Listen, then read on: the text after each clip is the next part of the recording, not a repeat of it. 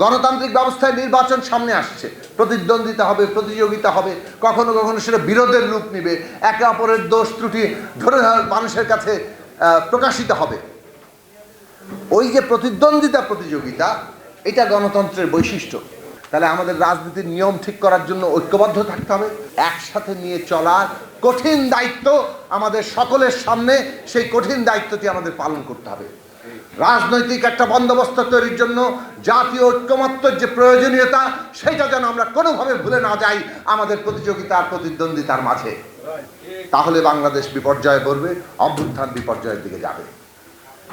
আমরা অন্তর্বর্তী সরকারকে বলি, আপনারা এমন একটা ঐতিহাসিক সময় দায়িত্ব পালন করছেন যখন আপনাদের প্রতিটি পদক্ষেপ অত্যন্ত গুরুত্বপূর্ণ।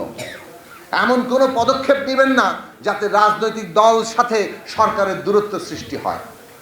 যদি রাজনৈতিক দলের সাথে সরকারের দূরত্ব সৃষ্টি হয়, এই দল যাদের সম্মতির ভিত্তিতে দাঁড়িয়ে আছে তাদের সাথে দূরত্ব তৈরি হলে সরকারের কিন্তু পায়ের তলায় মাটি থাকে না।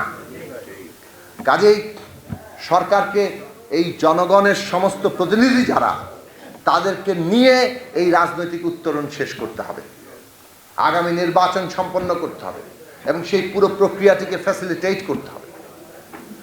আমরা শুরু থেকে বলেছি, এই অভ্যুত্থান সকলের অংশগ্রহণের মধ্য দিয়ে হয়েছে।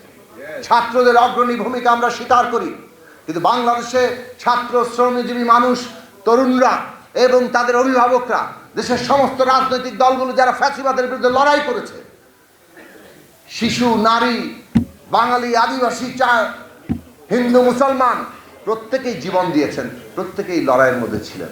বাংলাদেশটাই যেন মাটি ফুঁড়ে নতুন করে জেগে উঠেছিল। এই বাংলাদেশের যে ঐক্য, সেই ঐক্যটা আমাদের ধরে রাখা দরকার। এখানে কোনো সিদ্ধান্ত কেউ এককভাবে নিতে পারেন না, কারো সিদ্ধান্ত কারো পুরোটার উপর চাপিয়ে দিতে পারেন না। এইটার পদ্ধতিগত জায়গা হবে কনসেনসাস, সমঝোতা, ঐক্যমত্য। কেননা এখানে বিভিন্ন শক্তি এক জায়গায় হয়েছে।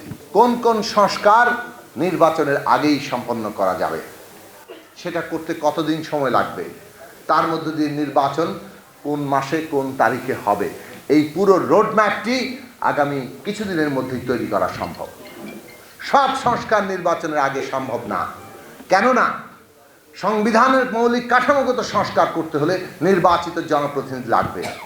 সে কারণে দেখেন, নির্বাচনের জন্য যেমন সংস্কার দরকার, তেমনি সংস্কার সম্পন্ন করার জন্য নির্বাচন দরকার। যারা নির্বাচন আর সংস্কারকে পরস্পর বিরোধী দাঁড় করাচ্ছেন তারা ভুল করছেন।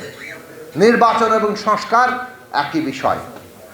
কেউ নির্বাচন আগে চাইছেন, কেউ পরে চাইছেন, এবং দুইজনই সংস্কারের নানান রকম ব্যাখ্যা দিচ্ছেন। এটা আসলে যথার্থ হচ্ছে না, বরং যথার্থ জিনিসটা হচ্ছে নির্বাচনের আগে যে সংস্কারগুলো সরকার, সেটা নির্বাচনের জন্যই দরকার। আবার পুরো সংস্কার প্রক্রিয়া সম্পন্ন করতে গেলেও আমাদেরকে একটা নির্বাচন লাগবেই।